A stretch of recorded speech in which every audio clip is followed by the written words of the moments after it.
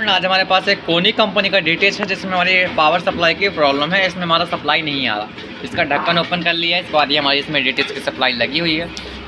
इस जगह पर हम सबसे पहले इसका फ्यूज चेक करेंगे। फर्स्ट यही चीज़ चेक करना होता है और अगर फ्यूज सही होगा तो मतलब सप्लाई जाना चाहिए। तो एक फ्यूज के इसको हमने ढक्कन को ओपन कर लिया। इसके बाद हम फ्यूज को बाहर निकाल के भी आप चेक कर सकते हैं। लगे रहने पर भी आप चेक कर सकते हैं। चेक करने के लिए आपको पास मल्टीमीटर होना चाहिए। मल्टीमीटर को सिंपल सा है कि बजर रेंज पर सिलेक्ट कर लेना होगा। कंटिन्यूटी में लगाकर आपको टेस्ट करना होगा। यहाँ पर इसको चेक करेंगे। BRS का मतलब क्या है, हमारा जो ये लगा हुआ है, जो फ्यूज इसमें लगा हुआ है वो हमारा फ्यूज सही है। अब इस जगह से हम सप्लाई को आउट करके बाहर निकाल लेंगे और उसके बाद देखेंगे इसमें आखिर हमारा फॉल्ट क्या बनना। उससे पहले हम एक बार आपको एक चीज़ और चेक करवा दें। हमने इसको पावर लाइन से कनेक्ट कर दिया। अब हम इस जगह पर अपने मल्टीमीटर को 750 रेंज AC मोड पर सेलेक्ट करके रख देंगे। इसके बाद हम यहाँ वाले पॉइंट पर चेक करेंगे। ये जो हमारे यहाँ पास मीटर को भी रखूँगा। यहाँ जो दो पॉइंट है जहाँ पास हमारी AC सप्लाई इनपुट होता है, यहाँ पास हमारा सप्लाई प्राप्त हो रहा है 231-32 के लगभग। मतलब हमारे यहाँ पर AC वोल्टेज एकदम प्रेजेंट हो रहा। और इसको पावर लाइन से डिस्कनेक्ट करूँगा। डिस्कनेक्ट करने के बाद इसको यहाँ धीरे ये क्लिप से आउट करना होगा और सप्लाई को हम बाहर करके देखेंगे ऐसा हमारा कौन सा कंपोनेंट जो है फॉल्ट है जिसकी वजह से हमारा सप्लाई जो है वर्क नहीं कर रहा। तो इस जगह पर हमने सप्लाई को निकाल लिया। इसका जैक भी हमने रिमूव कर लिया है। इसको हम सप्लाई को कुछ इस प्रकार से रखेंगे। इस प्रकार से रखने के बाद और इसको मैं पावर लाइन से कनेक्ट कर दिया हूँ। मैं आपको सिंपल सा फंडा बताता हूँ। सबसे पहले आप मल्टीमीटर को AC रेंज पर सेलेक्ट करके रखेंगे। जो दो पॉइंट है यहाँ पास आप देख सकते हैं। यहाँ पर जो सप्लाई आपकी पहुँच रही है, यहाँ से फ्यूज के माध्यम से यहाँ पर आ रही है। इसके बाद ये वाला पॉइंट पर आ रही है और ये हमारा डायरेक्टली न्यूट्रल जो है डायरेक्ट आ रहा। यहाँ से कॉइल के माध्यम से आगे दोनों वाले पॉइंट से सप्लाई आगे बढ़ चुकी है। जब यहाँ सप्लाई क्रॉस कर चुकी है तो उसका मतलब यहाँ पर हमारा रेक्टिफायर से प्लस माइनस बन के यहाँ पर सप्लाई प्राप्त हो रही है। अब जो हमारा मेन कैपेसिटर लगा हुआ है यहाँ पर हमारा 450 वोल्ट और 47 वेव का लगा हुआ है। तो इस जगह पर हमको इतना लो वोल्टेज नहीं मिलेगी और स्पार्क यहाँ पर शॉर्ट करने पर स्पार्किंग भी तेज़ी के साथ होना चाहिए। इसका मतलब हमारा मेन कैपेसिटर पर वोल्टेज स्टोर अच्छे से नहीं कर पा रहा, मतलब हमारा मेन कैपेसिटर ही फॉल्ट है। तो इस जगह पर हम कैपेसिटर को निकालने से पहले आपको ध्यान देना होगा। इसमें जो मैं आपको दिखा देता हूँ, फ्लैश लाइट को ऑन करके दिखवा दूँगा। फ्लैश लाइट को ऑन करने पर तो इसमें आपको जो वाइट कलर की डंडी दिख रही है माइनस वाला सिंबल है। तो माइनस को माइनस और पॉजिटिव को ध्यान देते हुए आपको काम करना होगा। तो हमने इस कैपेसिटर के बदले में दूसरा कैपेसिटर लगाना है और सेम वैल्यू का ही रखना होगा। तो इस जगह पर मैं साफ कर लूँगा। इस जगह पर जो हमने यहाँ पर कैपेसिटर निकाल दिया था, तो कैपेसिटर ये है हमारा।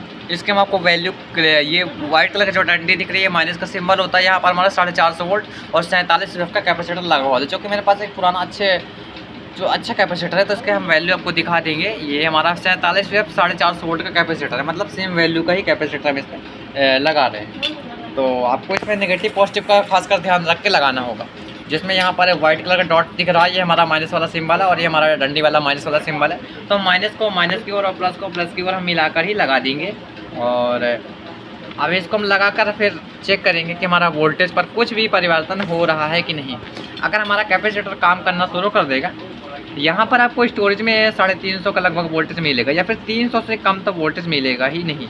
और तो यहाँ पर मैं इसको सोल्डरिंग तो कर चुका हूँ और सोल्डरिंग करने के बाद हम यहाँ पर एक बार सप्लाई से कनेक्ट करके इसका वोल्टेज स्टोरेज देखेंगे कि जो वोल्टेज में परिवर्तन कुछ हो रहा है या फिर नहीं। अगर नहीं हो रहा तो क्यों नहीं हो रहा वो भी हम आपको दिखाएंगे। मल्टीमीटर को आपको 1000 रेंज DC मोड पर सेलेक्ट करके रखना होगा। यहाँ पर आपको वोल्टेज चेक करना होगा। यहाँ पर हम वोल्टेज चेक करें 320-19 के लगभग वोल्टेज हमारा मिल रहा है।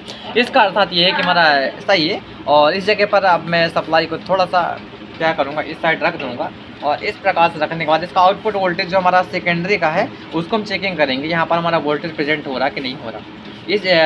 इस जगह पर यहाँ पर हमारा जो ऑडियो एम्पलीफायर चलाने के लिए यहाँ पर हमको क्या होता है कि 12 वोल्ट की सप्लाई की जरूरत पड़ती है। तो यहाँ पर हमारा, मैं इसको चेक करूँगा अच्छा करके। देखिए मैंने सप्लाई को ऑन करके रखा है और जो ग्राउंड वाला पॉइंट है उस जगह पर हमने ब्लैक वाली प्रोब को अटैचमेंट करके रखा है। और इसके जस्ट बगल वाला यहाँ से हमारा 12 वोल्ट की सप्लाई प्राप्त होती है।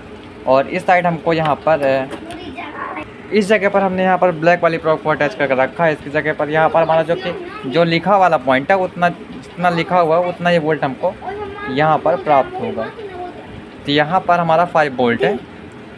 और इसके बाद फिर हमारा ग्राउंड वाला पॉइंट होगा, जितना जितना सप्लाई इसमें लिखा हुआ उतना ही सप्लाई प्राप्त होगा। तो इसमें बता देता हूँ कि यहाँ पर हमारा 5 वोल्ट ग्राउंड 12 वोल्ट और 24 वोल्ट की सप्लाई प्राप्त होगी, फिर 3 वोल्ट सप्लाई प्राप्त होगी। यहाँ पर ऐसा ही वोल्टेज हम इसमें आपको दिखा देते हैं। इस साइड का जो हमारा वोल्ट है तो यहाँ पर हमारा 3.3 की जगह पर 4.4 मिल रहा है।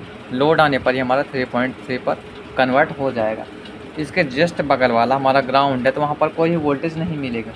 और इसके बाद यहाँ पर हमारी 15 वोल्ट की सप्लाई, जहाँ पर हमको 12 वोल्ट मिलनी चाहिए वहाँ पर हमारा 15 वोल्ट की सप्लाई प्राप्त होगी। इसके जस्ट बगल में 24 से 22 वोल्ट की सप्लाई हमको प्राप्त होगी, जो कि हमको 20 वोल्ट करीबन सप्लाई प्राप्त होगी। इसके बाद हमारा नेगेटिव, इसके बाद हमारा जस्ट एकदम 5 वोल्ट का जो पॉइंट है यहाँ से हमारा 5 वोल्ट आ रहा है। और इसको मैं कार्ड को लगा कर चालू करके दिखाता है उसको यहाँ पर फिटिंग करके। इस जगह पर जिस प्रकार से हमने जैक को रिमूव किया था उसी प्रकार से हम जैक को लगा देंगे। यहाँ पर डंडी खींची हुई है, पीछे की ओर रहेंगी। इस जगह पर हमने ब्लैक वाली प्रोब को जो अर्थिंग वाला पॉइंट होता है यहाँ पर हमने लगा लिया है बॉडी पर। इसके बाद हम इसको पावर लाइन से कनेक्ट करेंगे। यहाँ पर देखेंगे हमारा कार्ड ऑन होता है, मतलब रिसीवर ऑन होता है कि नहीं। यहाँ पर हमारा एक बार डिस्प्ले आकर चला गया, एक बार डिस्प्ले आ जाएगा पूरा प्रॉपर तरीके से। यहाँ पर हमारा 13 नंबर का चैनल लगा हुआ है। इस जगह पर हमको सप्लाई यहाँ पर मैं आपको क्लियर करके चेक करवा पाऊँगा। तो यहाँ पर इस साइड पर हमारी जो है 3.3 वोल्ट की सप्लाई हमको प्राप्त होनी चाहिए, जो कि हमारे 3.1 वोल्ट की सप्लाई हमको यहाँ पर हमको पर्याप्त हो रही है।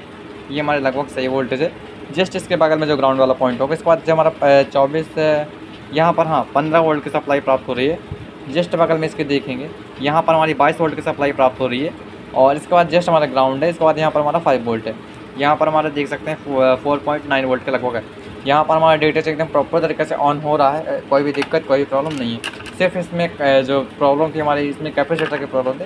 हमने कैपेसिटर को चेंज किया, हमारी सप्लाई जो है ऑन हो चुकी है। क्या है कि सप्लाई को जितना वोल्टेज चाहिए था स्टार्टिंग के लिए उतना वोल्टेज नहीं मिल रहा था, इसलिए हमारी सप्लाई बंद हो चुकी थी। Thanks for watching video. अगर आपको वीडियो अच्छी लगी तो हमारे चैनल को प्लीज़ सब्सक्राइब कर रखें इस पर वीडियो देखने के लिए। मिलते हैं किसी नेक्स्ट वीडियो पर। Thanks for watching.